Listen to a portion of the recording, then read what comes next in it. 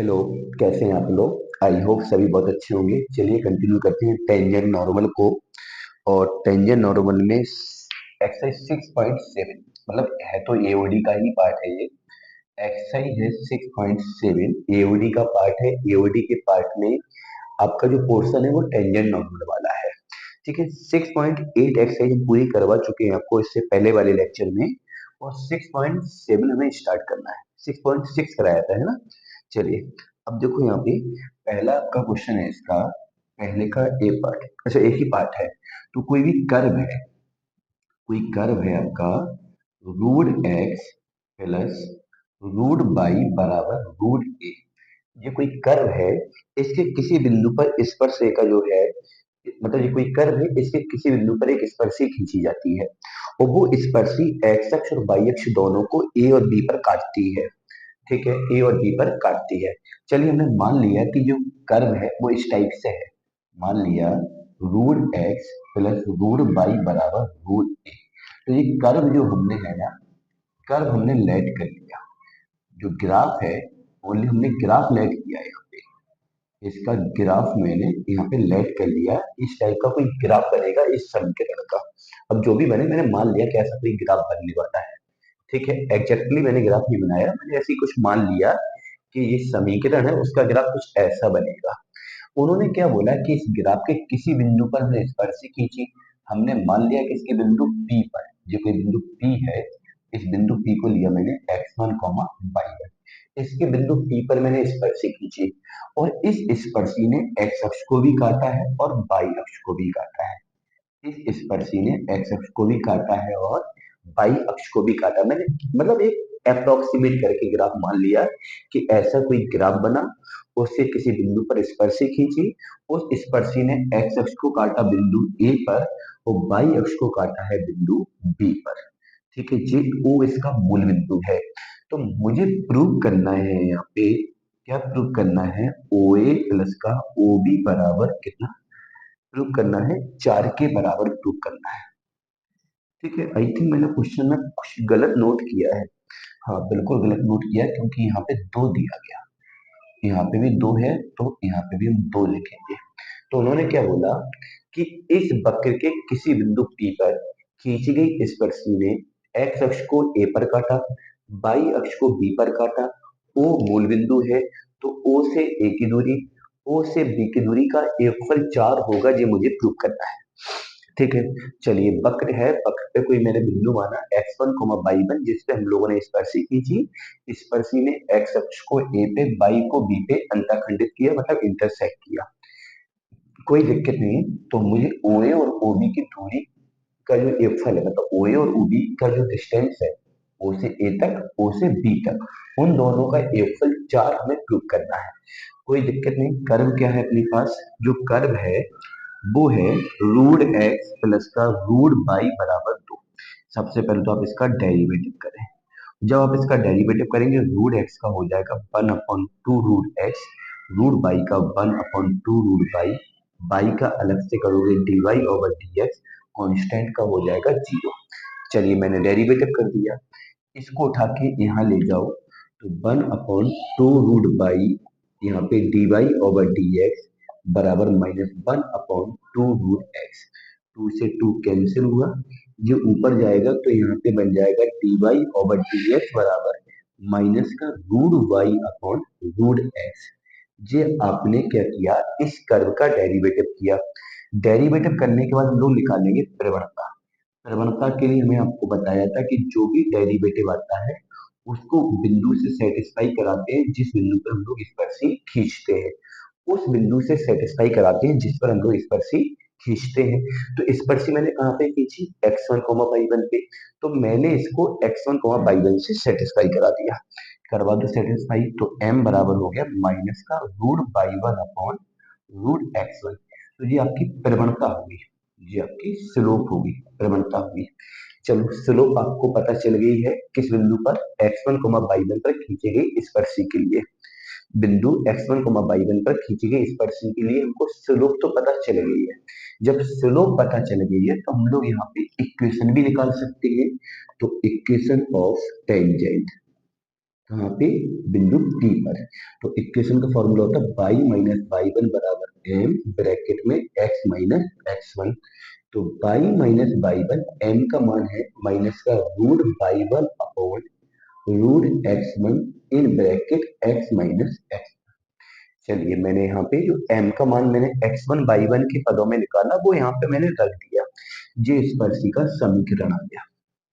जो क्या आ गया, स्पर्शी का समीकरण किसके पदों में, x1 मतलब x और y मतलब x1 और y1 के पदों में। जो स्पर्शी का समीकरण है वो x1 और y1 के पदों में आ गया। चलिए अब इसके बाद मुझे करना क्या है, OA निकालना है और OB निकालना है। जिन दोनों का फिर हम एक फल निकालेंगे। तो पहले तो OA निकालेंगे, तो OA हम लोग कैसे निकालेंगे समझो। सबसे पहले हम चलेंगे एट एक्स एक्सिस। तो देखो on tangent, sorry, at x axis. अगर मैं एक्स एक्सिस पर बात करूं, ठीक है, और at point sorry on x axis ऐसा लिखूं, on x axis at point A, बिंदु ए पर। एक्स एक्सिस पर कौन सा बिंदु देखा मैंने, ए बिंदु देखा। अब ए बिंदु पे अगर मैं बात करूं, तो ए बिंदु के लिए अगर मैं x की बात करूं तो x का डिस्टेंस कितना है OA, और मैं y की बात करूं तो जीरो। क्योंकि जो बिंदु A है वो x अक्ष पे है, तो पूरे x अक्ष पर हम कहीं भी देखेंगे y का वैल्यू जीरो होगा। और उसी x एक्सिस पर अगर मैं x की वैल्यू देखूंगा, तो O से A तक की दूरी को हम लोग क्या बोल देंगे, OA। मतलब अगर मैं इस बिंदु को बनाना चाहूँ तो मैं ऐसा बोल सकता हूँ OA कॉमा जीरो। OA होता है x निर्देशांक, तो यहाँ से लेके यहाँ तक की जो x की दूरी है वो OA है। और दूसरा वाला होता है y निर्देशांक। तो x अक्ष पे y का वैल्यू कितना होता है, जीरो होता है। तो मैंने x अक्ष पे बिंदु A के लिए क्या देखा कि जो x की वैल्यू है वो OA है और y की वैल्यू है कितना है, जीरो है। अब देखो यहाँ पे जो टेंजेंट है वो कहाँ से जा रहा है, ए से जा रहा है। जा तो बी से भी रहा, लेकिन अभी हम बात ए पे कर रहे हैं, तो हम ए से ही पास करा के देखेंगे। तो चूंकि आपको पता है कि जो टेंजेंट है, टेंजेंट मतलब स्पर्शी, वो कहाँ से पास हो रहा है, पासिस, कहाँ से पास हो रहा है, ए। अगर टेंजेंट ए से पास हो रहा है, तो जो ए है वो टेंजेंट को क्या करेगा, सेटिस्फाई करेगा।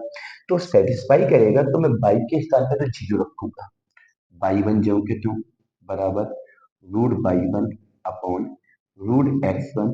एक्स के स्थान पे मैंने ओ ए रखा, माइनस का कितना, एक्स वन। चलिए अब मैं माइनस माइनस प्लस कर दूंगा। रूट बाई वन से बाई वन को कैंसिल करोगे, यहाँ पे रूट बाई वन बचेगा, अपॉन वाला रूट एक्स वन भी यहाँ इंटू में आ जाएगा। तो बराबर हो जाएगा ओ ए माइनस का एक्स वन। तो यहाँ से मैं बोल दूंगा कि ओ ए का जो वैल्यू है वो एक्स वन प्लस का root x one into by one है, x one into by one है। चलिए तो ये ओ ए की दूरी आ गई, ये किसकी दूरी आई, ओ ए। अब ऐसे ही चलेंगे हम ऑन बाई एक्सिस पर। तो बाई एक्सिस पर भी पता है किस बिंदु पर, एट पॉइंट बी। जब बिंदु में बी की बात करूंगा, तो बिंदु बी पे देखो। अब बिंदु बी कहाँ पर है, बाई अक्ष पे। तो बाई अक्ष पे एक्स का वैल्यू तो जीरो हो जाएगा, और बाई का अगर मैं वैल्यू देखूं, तो मूल बिंदु से दूरी कितनी तय हो रही है, ओ बी। तो बाई का वैल्यू हो जाएगा ओ बी। अब चूंकि जो टेंजेंट है वो ए से भी जा रहा और बी से भी जा रहा, तो मैं लिख सकता हूँ tangent also passes B. Tangent जो है वो बी से भी पास हो रहा है, ए से भी पास हो रहा है और बी से भी पास हो रहा है। अब टेंजेंट बी से भी पास हो रहा है, तो जो बी है, जो बिंदु बी है, जो बी कितना बना आपका, जीरो कॉमा ओ बी। क्योंकि बी बिंदु कहाँ पर है, बाई एक्स पर है, इसलिए एक्स का वैल्यू जीरो हो जाएगा, तो बाई का वैल्यू कितना हुआ, ओ बी। तो टेंजेंट जो है वो बी से भी पास हो रहा है, तो बिंदु बी भी इसको सेटिस्फाई करेगा। तो बाई का जो वैल्यू रखेंगे, मैं ओ बी रखूंगा, ठीक है, माइनस का बाई वन बराबर माइनस का root y one upon root x one, और एक्स का वैल्यू जीरो है, तो जीरो माइनस का x one. Minus minus plus, इसको जब मैं कैंसिल करूंगा तो ओबी का जो दूरी आएगा वो बाई वन प्लस का root x one into by one आएगा। तो बेटा ये क्या आ गया आपका, ओबी आ गया। ओ ए निकाला, ओ बी निकाला, मुझे इन दोनों का एफल प्रूव करना है 4 के बराबर, मुझे इन दोनों का एफल 4 के बराबर प्रूव करना है। तो हम लोग क्या करेंगे, हम लोग यहाँ पे क्या करने वाले हैं, क्योंकि अब मैं क्या करूंगा, मैं एक काम करो, ओ ए निकाल लिया, ओ बी निकाल लिया, यहाँ से एक काम करो, ओ ए प्लस का ओ बी वन निकालो। जब दोनों को हम जोड़ेंगे तो यहाँ पे कितना है एक्स वन, यहाँ पे कितना है वाई वन, इन दोनों को जोड़ोगे तो टू रूट में x one into y one. तो मैं इसको ऐसा लिख सकता हूँ, root x one plus root y one का whole square, root x one plus root y one का होल स्क्वायर। अब थोड़ा यहाँ पे एक चीज समझना है आपको, यहाँ पे एक चीज मैं अलग से समझा रहा हूँ, क्योंकि भाई मैंने ओ ए और ओ बी को जोड़ा, तो ओ ए में क्या है x one root x one y one, O B में क्या है y one root x one y one. जब दोनों को मैंने जोड़ा तो ये बन गया x one plus y one plus two root x one y one. मैं इसको लिख सकता हूँ root x one plus root y one का होल स्क्वायर। अब यहाँ पे इसका अगर वैल्यू आपको मिल जाता है तो ओ ए प्लस ओ बी का वैल्यू आ जाएगा। अगर आपको इसका वैल्यू मिल जाता है तो ओ ए प्लस ओ बी का वैल्यू आ जाएगा। तो चूंकि आपको पता है, चूंकि जो कर्व है, कर्व पासिस किससे, x one comma y one से, जो कर्व है वो x one comma y one से पास हो रहा है। जब curve x one comma y one से पास हो रहा है तो x one comma y one curve को सेटिस्फाई करेगा। तो रूट एक्स वन प्लस का रूट बाई वन बराबर दो, और जो root x one plus root y one की वैल्यू दो है वो यहाँ पे पुट करोगे तो दो का स्क्वायर कितना हो जाएगा चार। यही हमको प्रूव करना था, यही हमको प्रूव करना था। हाँ, थोड़ा सा लेंथी क्वेश्चन है, इंपॉर्टेंट क्वेश्चन है, बोर्ड में आ चुका है। तो मतलब इसको अगर एक बार में क्लियर नहीं हुआ हो तो इस पूरे क्वेश्चन को एक बार फिर से रिपीट करके देखना, तो फिर चीजें क्लियर हो जाएंगी। चलिए इसका स्क्रीनशॉट ले लो पहले पूरा।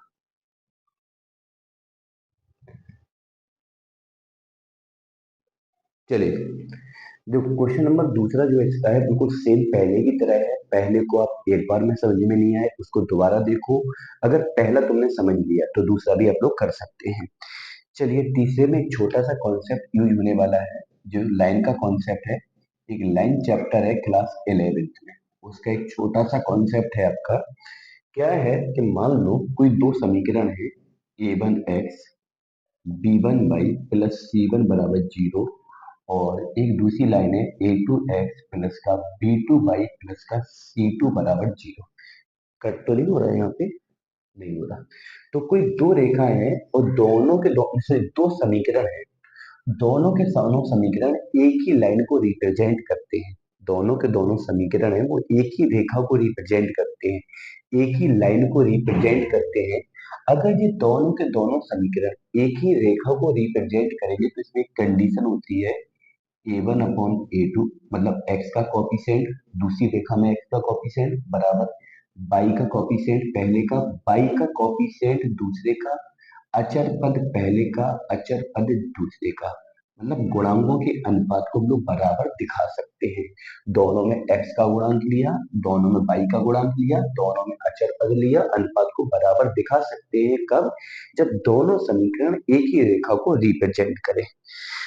ठीक है, इसका यूज तीसरे क्वेश्चन में हम करने वाले हैं, इसलिए मैंने इसको बताया है। ठीक है, मान लो कोई सरल रेखा है एल एक्स प्लस का एम बाई और minus one plus minus one बराबर जीरो।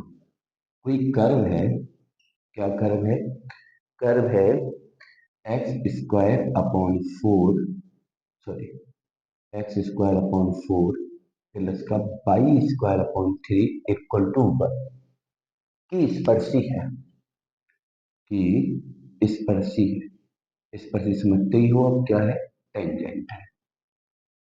ठीक है, टेंजेंट है।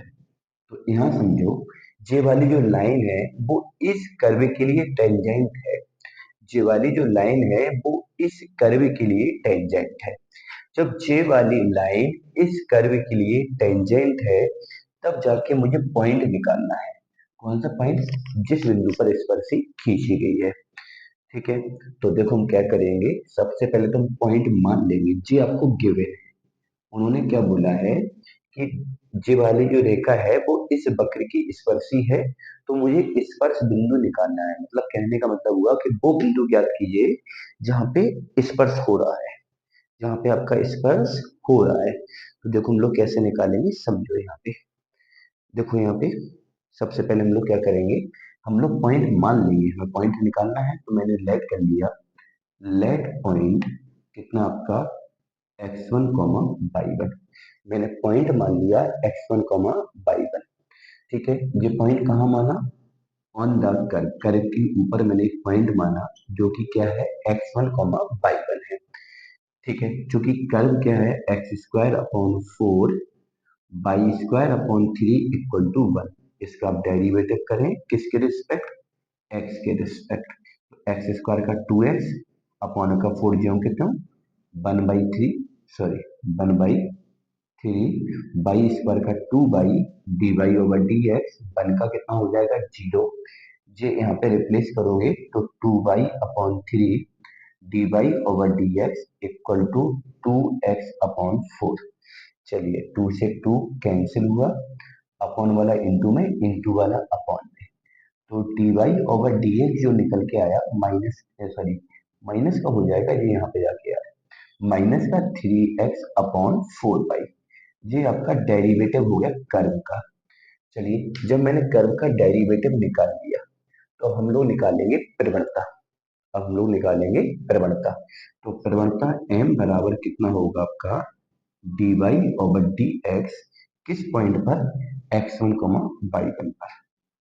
x1 y1 पर जब प्रवणता निकालेंगे तो प्रवणता बनेगी, इसको सेटिस्फाई कराओगे तो माइनस का 3x1/4y1। ये आपकी प्रवणता आ गई। जो मैंने कर्व है, जो आपको कर्व दिया गया है, उसमें मैंने जो बिंदु x1 y1 माना है, उस बिंदु पर मैंने क्या निकाल ली, प्रवणता निकाल ली। अब निकालेंगे इक्वेशन ऑफ टेंजेंट।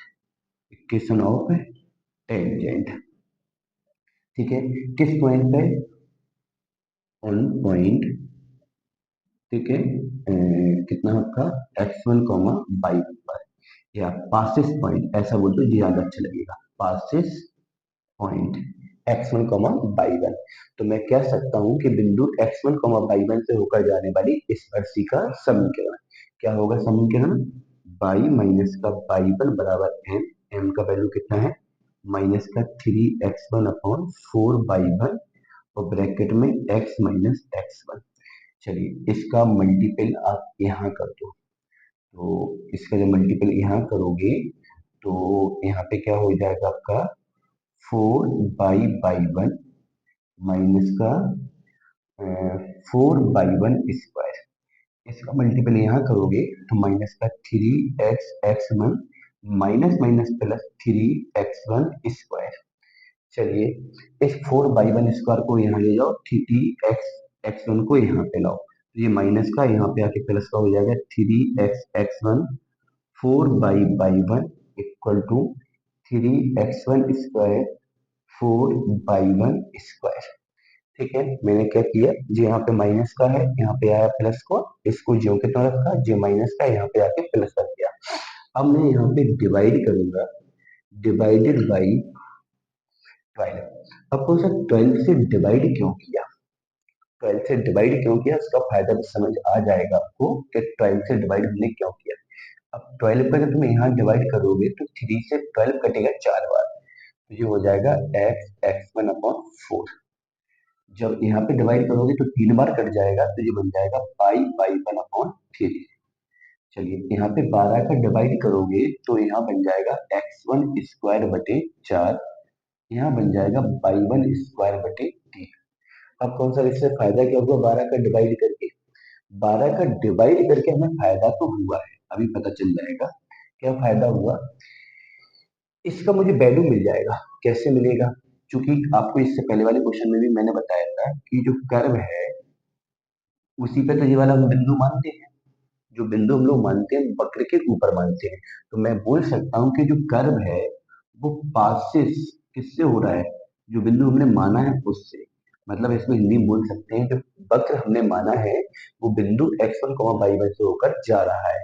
क्योंकि सीधी बात है, जैसे हमने कोई वक्र लिया उससे कोई बिंदु माना तो वो बिंदु उस कर्व के ऊपर होगा। जब वो बिंदु कर्व के ऊपर होगा तो कर्व को क्या करेगा, सेटिस्फाई करेगा। तो वही चीज यहाँ पे है कि जो बिंदु हम लोग मानते हैं वो कर्व के ऊपर ही मानते हैं। अगर बिंदु को हमने कर्व के ऊपर माना तो बिंदु कर्व को सेटिस्फाई करेगा। तो इससे इस कर्व को अगर मैं सेटिस्फाई करा दूं तो x1 square upon 4 plus y1 square upon 3 equal to 1। और जे वाला पॉइंट अगर मैं यहाँ वैल्यू डालूंगा, समझना, ये वाली वैल्यू अगर मैं यहाँ पे डालूंगा तो x1 square upon 4 y1 square upon 3 equal to 1। अगर ये वाली वैल्यू मैं यहाँ डाल देता हूँ तो x1 अपॉन 4 y1 अपॉन 3, तो ये वाली वैल्यू कितनी, 1, और 1 को उठा के मैं यहाँ ले जाऊंगा तो -1 बराबर 0। ये हो गया दूसरा। तो देखो यहाँ पे जे वाला स्पर्शी का समीकरण आपको दिया गया है और बिंदु जो मैंने x1 y1 माना है उसको लेकर जो मैंने स्पर्शी का समीकरण ज्ञात किया वो जे है। मैंने क्या बोला कि जे वाला स्पर्शी का समीकरण आपको दिया गया है, उन्होंने बोला है कि जे रेखा इस वक्र की स्पर्शी है, इन्होंने ये बोला है। लेकिन मैंने इस वक्र पे जब बिंदु x1 y1 माना तो उस बिंदु को मानकर जो मैंने स्पर्शी का समीकरण निकाला वो जे निकला। इसका मतलब क्या है कि जे स्पर्शी आपको दी गई है और जे स्पर्शी हमने ज्ञात की है। मतलब क्या हुआ कि फर्स्ट और सेकंड दोनों क्या है, दोनों टेंजेंट मतलब स्पर्शी टेंजेंट को निरूपित करते हैं, निरूपित करते हैं या रिप्रेजेंट करते हैं, कुछ भी बोल दो। अब दोनों के दोनों जब एक ही बात को रिप्रेजेंट कर रहे, ये बोल रहा कि मैं स्पर्शी हूँ, ये बोल रहा कि मैं भी स्पर्शी हूँ, दोनों ने बोला कि मैं स्पर्श रेखा हूँ। इसने भी अपने आप को स्पर्शी बोला, इसने भी अपने आप को स्पर्शी बोला। जब दो समीकरण एक ही बात को, एक ही रेखा को रिप्रेजेंट करे तो क्या अनुपात बना दो। तो पहले वाले से x का गुणांक कितना है l, और दूसरे वाले से गुणांक कितना है, दूसरे वाले से गुणांक x का ये है x1/4। चलिए यहाँ पे y का गुणांक कितना है m, यहाँ पे y का गुणांक कितना है y1/3। यहाँ अचर पद कितना है -1, यहाँ भी अचर पद कितना है -1। 4 यहाँ चला जाएगा, 3 यहाँ जाएगा, 4l/x1 3m/y1 बराबर 1। चलिए अब दिस तीनों बराबर हैं तो मैं पहले और तीसरे की तुलना करा दूंगा। 4l/x1 बराबर 1, तो x1 बराबर हो जाएगा 4l। ठीक है, 4l। ऐसे ही मैं दूसरे और तीसरे की तुलना कराऊंगा, तो दूसरे और तीसरे की तुलना कराऊंगा तो 3m/y1 बराबर 1, तो यहाँ से मैं y1 बराबर बोल सकता हूँ 3m। चलिए तो यहाँ से x1 और y1 की वैल्यू निकल के आ गई। जब x1 y1 की वैल्यू निकल के आ गई तो हम लोग पॉइंट बोल सकते हैं, क्योंकि पॉइंट को भी मैंने x1 y1 ही माना है। पॉइंट को मैंने क्या माना, x1 y1। तो x1 का वैल्यू कितना आया, 4l आया, y1 का वैल्यू 3m आया। यही तुम्हारा आंसर होगा, यही तुम्हारा क्या होगा, आपका आंसर होगा। तो उन्होंने क्या बोला कि ये वक्र है, सॉरी ये रेखा है, ये वक्र है और ये रेखा इस वक्र की स्पर्श रेखा है। तो बिंदु ज्ञात कीजिए किस बिंदु पर स्पर्श रेखा है। तो मैंने जो रेखा दी गई है स्पर्श की, मैंने उसको वहीं छोड़ दिया। बस मैंने क्या किया, वक्र पर एक बिंदु माना, जो बिंदु माना मैंने उसी पे मैंने स्पर्शी का समीकरण ज्ञात कर दिया। तो जो बिंदु माना उसको वहीं छोड़ के पहले मैंने डेरिवेटिव किया, डेरिवेटिव करके बिंदु की हेल्प से प्रवणता निकाली, प्रवणता और बिंदु की सहायता से मैंने स्पर्शी का समीकरण निकाला। स्पर्शी का जब मैंने समीकरण ज्ञात कर लिया, स्पर्शी का मैंने समीकरण ज्ञात कर लिया, तो स्पर्शी के समीकरण को थोड़ा और मैनिपुलेट करने के लिए जो स्पर्शी का समीकरण है उसके राइट में जो बना है ना x1 square upon 4 y1 square upon 3, इसकी वैल्यू पता करने के लिए जो मैंने बिंदु माना है उससे कर्व को सेटिस्फाई करा दिया। कर्व को सेटिस्फाई करा के एक बात और पता चल गई कि x1 square upon 4 y1 square upon 3 का वैल्यू कितना है, 1 है। तो इसकी वैल्यू को मैंने 1 डाला, तो ये स्पर्शिका समीकरण वो बना जो हम लोगों ने ज्ञात किया। ये वो स्पर्शिका समीकरण है जो सवाल में दिया है। तो दोनों के दोनों समीकरण स्पर्शी को रिप्रेजेंट करते हैं। दोनों के दोनों समीकरण स्पर्शी को रिप्रेजेंट करते हैं। जब दोनों के दोनों समीकरण स्पर्शी को रिप्रेजेंट करेंगे तो उनके गुणांकों के अनुपात को मैंने बराबर किया, अनुपात को बराबर किया, x1 का वैल्यू निकाला, y1 का वैल्यू निकाला। जो x1 और y1 का वैल्यू आया वही मुझे बिंदु पता करना था। ये भी थोड़ा सा लेंदी है, तो आज के क्वेश्चन थोड़े से लेंदी तो जा ही रहे हैं, कोई दिक्कत नहीं। इसको भी अगर एक बार में ना चमका हो तो एक बार फिर से बैक में जाओ, देखो तो चमक जाएगा। समझ रहे हो, एक बार में नहीं चमका है तो इसको बैक में जाओ, फिर से देखो, चमक जाएगा। ठीक है, क्वेश्चन नंबर 4 इसका सेम है, आप लोग खुद ट्राई करेंगे, अगर नहीं बनता है तो फिर मैं कराऊंगा। 4 नंबर का आपको खुद ट्राई करना है।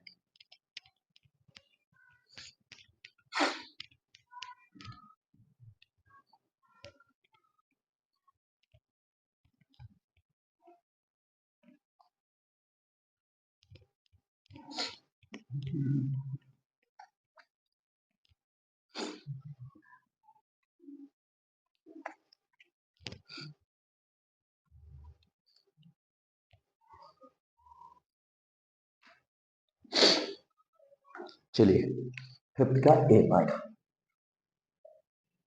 फिफ्थ के ए पार्ट में उन्होंने क्या बोला, कोई कर्व है y बराबर x² प्लस 7x प्लस 3 कि किसी बिंदु पर, अच्छा बिंदु ज्ञात करना है जहां पर प्रवणता 7 है, m का मान 7 दिया है, ये आपको गिवन है, वो मुझे बिंदु ज्ञात करना है। तो उन्होंने बोला है कि इस वक्र के किसी बिंदु पर प्रवणता 7 है, तो बिंदु हमें ज्ञात करना है। प्रवणता दी गई है, बिंदु निकालना है, कोई दिक्कत नहीं। हम लोगों ने प्लेट कर लिया कि जो पॉइंट है वो x1 y1 है। ठीक है, और मैंने मान लिया कि x1 y1 पर ही प्रवणता 7 है। ठीक है, तो ये बिंदु पता करेंगे कैसे। सबसे पहले तो मैंने इस कर्व का क्या किया, डेरिवेटिव किया। डेरिवेटिव किया तो क्या बना, dy/dx, x² का 2x, 7x का 7। चलिए ये डेरिवेटिव हो गया। और जो बिंदु हमने माना है उस पे हमने प्रवणता निकाली dy/dx, किस बिंदु पर, x1 y1 पर, क्योंकि यही बिंदु हमने माना है। चलिए, तो इस डेरिवेटिव को जब x1 y1 से सेटिस्फाई कराओगे तो 2x1 प्लस 7 बनेगा। ठीक है, तो x1 y1 से जब मैंने डेरिवेटिव को सेटिस्फाई कराया तो प्रवणता आ गया। अब चूंकि क्वेश्चन के according, according to question, question के अकॉर्डिंग जो प्रवणता है, जो m की वैल्यू वो 7 है, तो 2x1 प्लस 7 बराबर 7, 7 से 7 कैंसिल हो गया, तो x1 का वैल्यू 0 हो गया। तो x1 का वैल्यू कितना हो गया, 0 हो गया। अब मुझे तो पूरा बिंदु ज्ञात करना है। पूरा बिंदु ज्ञात करने का मतलब है मुझे x1 भी चाहिए और y1 भी चाहिए, कोई दिक्कत नहीं है। तो मैं क्या काम करूंगा कि जो कर्व है उस पर मैंने जो बिंदु माना उस बिंदु से कर्व को सेटिस्फाई कराएंगे। मैं लिखूंगा कि जो कर्व है वो कहाँ से पास हो रहा है, गुजर रहा है, कर्व पासिस x1 y1, जो कर्व है वो x1 y1 से जा रहा है। तो y1 बराबर x1² 7x1 प्लस का 3। ठीक है, अच्छा x1 का वैल्यू आपको मिल गया, 0 है, तो y1 बराबर x1 का वैल्यू 0, यहाँ भी 0 प्लस 3, तो मैं बोल सकता हूँ कि y1 का वैल्यू आपका 3 आएगा। तो जब y1 का वैल्यू 3 आएगा तो आपका जो पॉइंट है वो हो जाएगा आपका कितना, 0,3। जो पॉइंट है वो हो जाएगा 0,3। जो पॉइंट है वो कितना हो जाएगा, 0,3। चलिए, पांचवें के बी पार्ट में भी सेम वही अप्रोच लगाना है, वक्र दिया है, बस यहाँ पे प्रवणता को देने का तरीका चेंज कर दिया। पांचवें के बी पार्ट में जो उन्होंने प्रवणता दी है वो प्रवणता ना देकर उन्होंने बोल दिया है कि स्पर्श रेखा का एक्स अक्ष से कोण दे दिया 45 अंश। तो देखो, अगर आपके पास ये वाला हमने पहले दिन आपको बताया था कि कोई भी रेखा है उसका अगर एक्स अक्ष की धन दे, वाई अक्ष है, ये एक्स अक्ष है, किसी भी रेखा का एक्स अक्ष से झुकाव अगर थीटा है तो प्रवणता m का फॉर्मूला हो जाता है टेन थीटा। तो पांचवें के जो बी पार्ट में आप लोग क्या करोगे कि जो थीटा 45 दिया है ना, उससे आप लोग प्रवणता निकाल लोगे। प्रवणता निकाल लोगे, वक्र आपको दिया है, तो पांचवें का ए पार्ट आपका बन जाएगा। तो आप लोग बिंदु भी ज्ञात कर सकते हो। सी वाला पार्ट भी सेम है, ठीक है। पांचवें का डी पार्ट है तो सब सेम ही, लेकिन डी हम फिर भी डिस्कस कर दे रहे हैं। पांचवें के डी में उन्होंने कोई कर्व दिया है, बाई स्क्वायर बराबर एक्स स्क्वायर, और ब्रैकेट में कितना है 1 - एक्स। चाहो तो इसको थोड़ा और सिंपल कर सकते हो, इसको लिख सकते हो एक्स स्क्वायर अंदर जाएगा माइनस का एक्स क्यूब। चलिए मैंने इसको ऐसा लिख दिया, बाई स्क्वायर बराबर है एक्स स्क्वायर माइनस का एक्स क्यूब, ठीक है। उन्होंने बोला है पर खींची गई स्पर्शरेखा एक्स अक्ष पर लंब है। इस पर जो स्पर्शी खींची जा रही है वो एक्स अक्ष पर लंब है। तो गिवन क्या है कि जो स्पर्शी है वो एक्स अक्ष पर कैसी है, लंब है। जैसे ये आपका एक्स अक्ष है और ये आपका क्या है, वाई अक्ष है, और जो स्पर्शी है वो एक्स अक्ष पर लंब है, मतलब 90 के कोण पर है। ये आपकी टेंजेंट है, टेंजेंट मतलब स्पर्शी है। तो क्वेश्चन में ये गिवन है कि टेंजेंट जो है वो एक्स अक्ष पर कैसी है, लंबवत है। अगर एक्स अक्ष पर लंबवत है तो इसका मतलब कोण कितने का है, झुकाव कितने का है, 90 का है। और झुकाव अगर 90 का है तो झुकाव की सहायता से हम लोग एम निकाल सकते हैं, टेन थीटा। तो एम बराबर हो जाएगा टेन 90, और टेन 90 का वैल्यू जो होता है वो इनफाइनाइट होता है, ठीक है। तो इस झुकाव से मुझे परिवर्तन पता चल गई है कि m का वैल्यू इनफाइनाइट होगा। चलिए, तो इस क्वेश्चन में भी उन्होंने सेम वैसे ही पांचवी का ए वाला ही तरीका लगाना है कि झुकाव से हमें प्रवणता पता चली, वक्र आपको दिया गया है। अब ये जो स्पर्शी है वो किस बिंदु पर है, वो बिंदु पता करना है। जैसे कि मैंने यहाँ पर बिंदु निकाला, तो हम लोग क्या करते हैं, पॉइंट हम लोग मान लेते हैं। हमने यहाँ पर पॉइंट माना कि जो पॉइंट है वो x1, y1 है। पॉइंट जो हमने माना है वो कितना माना है, x1, y1। तो इस x1, y1 पर हमने स्पर्शी खींची, इस x1, y1 पे हमने स्पर्शी खींची। जब मैंने x1, y1 पर स्पर्शी खींची तो कैसे क्या करेंगे वो सब पता ही होगा। कर्व का हम लोग डेरिवेटिव करते हैं x के सापेक्ष, डेरिवेटिव करने के बाद वाई स्क्वायर का 2y, वाई का अलग से dy ओवर dx, ठीक है। एक्स स्क्वायर का derivative 2x, y square by x cube का हो जाएगा 3x स्क्वायर। चलिए, तो यहाँ से आपका डेरिवेटिव निकल के आया dy ओवर dx बराबर 2x माइनस का 3x स्क्वायर अपॉन 2 पाई। ये मैंने डेरिवेटिव निकाल दिया, ये मैंने क्या निकाल दिया, डेरिवेटिव निकाल दिया। जब मैंने डेरिवेटिव निकाल दिया तो मैं प्रवणता की बात करूंगा। प्रवणता के लिए जो डेरिवेटिव होता है उसको हम लोग x1, y1 से सेटिस्फाई करते हैं। जब मैं सेटिस्फाई करूंगा तो 2x1 minus 3x1 square upon 2y1, ठीक है। बिंदु x1, y1 पर प्रवणता मैंने ज्ञात की, बिंदु x1, y1 पर हमने प्रवणता ज्ञात की। जब x1, y1 पर प्रवणता हमने ज्ञात की है, x1, y1 से पर जो मैंने प्रवणता ज्ञात की है, ठीक है। तो उसी बिंदु को अब जी मैंने प्रवणता ज्ञात किस पे की, x1, y1 पे। और क्वेश्चन के अकॉर्डिंग प्रवणता कितनी है, इनफाइनाइट है। क्योंकि अगर मैं अकॉर्डिंग टू क्वेश्चन प्रवणता की बात करूं तो ये प्रवणता किसके बराबर होनी चाहिए, इनफाइनाइट के बराबर। तो 2x1 minus 3x1 square upon 2y1, प्रवणता कितनी, इनफाइनाइट। इनफाइनाइट को मैं लिख सकता हूँ 1/0। इसका क्रॉस मल्टीपल करूंगा, जीरो का मल्टीपल जब यहाँ होगा तो पूरा जीरो हो जाएगा। यहाँ पे 2y1 होगा, तो मैं बोल सकता हूँ कि y1 का वैल्यू जीरो होगा। y1 का वैल्यू कितना होगा आपका, जीरो होगा। y1 का वैल्यू कितना होगा, जीरो, ठीक है। थोड़ा सा क्वेश्चन की कैलकुलेशन ज्यादा हो रही है, बाकी सिंपल है। तो बेटा प्रवण झुकाव से मैंने प्रवणता निकाली, जो बिंदु माना है उस पे मैंने वक्र के लिए प्रवणता निकाली, दोनों प्रवणताओं को मैंने बराबर किया, इनफाइनाइट को 1/0 लिख के बराबर करके मैंने y1 का वैल्यू निकाला। जब मैंने y1 का वैल्यू निकाल लिया, अब बिंदु पे क्या बचा, x1।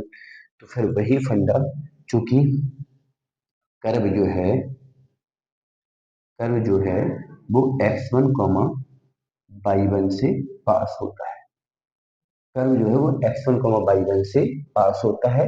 जब कर्व x1 y1 से पास होता है, समझना गौर से, जब कर्व x1 y1 से पास होता है तो x1 y1 कर्व को क्या करेगा, सेटिस्फाई करेगा। तो सेटिस्फाई करवा दोगे तो y1 स्क्वायर बराबर x1 स्क्वायर ब्रैकेट में कितना, 1 - का x1। ठीक है, चलिए अब y1 का वैल्यू आपको 0 दिया है। y1 का वैल्यू कितना दिया है, 0। यहाँ पे कर रहा हूँ कैलकुलेशन क्योंकि मुझे पूरा बिंदु निकालना है। तो y1 का वैल्यू दिया नहीं है, y1 का वैल्यू 0 हमने निकाला है, दिया नहीं है। y1 का वैल्यू जो 0 है वो भी हमने निकाला है। y1 का वैल्यू जब 0 यहाँ डालेंगे तो x1 स्क्वायर 1 - x1 बराबर 0। तो यहाँ से भी x1 का वैल्यू 0 और 1 आया। ठीक है, तो जो आपका पॉइंट बना, एक तो पॉइंट बन गया आपका 0, 0, और दूसरा जो पॉइंट बना वो बना है 1, 0। यही दो पॉइंट आपको मिलते हैं। एक मिला 0, 0 और एक कितना मिला आपको, 1, 1। चलिए, ठीक है, लेकिन दो पॉइंट तो मिले हैं, एक 0, 0 मिला, एक 1, 0 मिला। ठीक है, लेकिन 0, 0 वाला हम पॉइंट क्या करेंगे, रिजेक्ट कर देंगे। क्यों रिजेक्ट कर देंगे, केवल यही आंसर होगा। इसको रिजेक्ट क्यों कर देंगे, उसका रीजन समझो। क्योंकि अगर 0/0 हम प्रवणता के अंदर डालते हैं तो ऊपर भी 0 बन जाएगा और नीचे भी 0 बन जाएगा, और आपने लिमिट में पढ़ा है कहीं 0/0 मैथ में पॉसिबल नहीं होता है। इसलिए 0, 0 वाला पॉइंट हम रिजेक्ट कर देंगे, क्योंकि 0, 0 अगर इस प्रवणता में हम डालेंगे तो फिर आपका क्या बन जाएगा, इनडिटरमिनेट फॉर्म बन जाएगा। तो इनडिटरमिनेट फॉर्म तो मैथ में कभी आता ही नहीं है, इसलिए जे वाला पॉइंट रिजेक्ट हो जाएगा। केवल आपकी प्रवणता जो होगी वो 1, 0 ही होगी। तो इसके साथ पांचवी का डी पार तो आप लोग कर ही सकते हैं। चलिए, पांचवी का अगर डी आप लोग कर सकते हैं तो पांचवी का ई आप लोग खुद करेंगे। पांचवे के ई में उन्होंने क्या बोला है कि जो स्पर्शी है वो बाई अक्ष के समांतर है। तो बाई अक्ष के समांतर है तो वही फंडा हो गया कि जो बाई के समांतर है वो एक्स के लंबवत होगा। तो यहाँ भी झुकाव कितने का होगा, 90 का होगा। तो यहाँ भी प्रवणता हम लोग अनंत लेंगे। तो पांचवे के सारे पार्ट में क्या था आपके पास, प्रवणता पहले से थी, बिंदु हमें निकालना है। तो वक्र दिया गया, प्रवणता पहले से थी, बिंदु को हमने माना x1, y1। हमने डेरिवेटिव किया, x1, y1 पे प्रवणता निकाली, उस प्रवणता को उस वाली प्रवणता के बराबर किया जो आपको दी गई है, बराबर करके x1 y1 निकाला, वही आपका बिंदु हो जाएगा। तो मुझे ऐसा लगता है कि क्वेश्चन नंबर 5 तक तो आप लोग कर सकते हैं, और क्वेश्चन नंबर 6 मैं तुमको होमवर्क में छोड़ता हूँ, क्योंकि क्वेश्चन नंबर 6 जो है वो सेम एज फिफ्थ है। तो क्वेश्चन नंबर 6 ये फुल्ली आपका होमवर्क है, और ये आपका कैसा है, सेम एज 5 की तरह है। क्यों है 5 की तरह, क्योंकि क्वेश्चन नंबर 6 में भी आपको इनडायरेक्टली प्रवणता दी गई है। थोड़ा सा दिमाग लगाना तो प्रवणता आपको पता चल जाएगी। प्रवणता आपको दी गई है और बिंदु आपको निकालना है। तो क्वेश्चन नंबर 6 आप लोग खुद ही ट्राई करेंगे, और 6 वाला अगर जैसे नहीं आता है तो फिर मैं आगे डिस्कस करूंगा। ठीक है, चलिए, यहाँ तक आपको करना है। अगर फिर भी कोई दिक्कत आती है तो फिर मैं नेक्स्ट क्लास में डिस्कस करूंगा।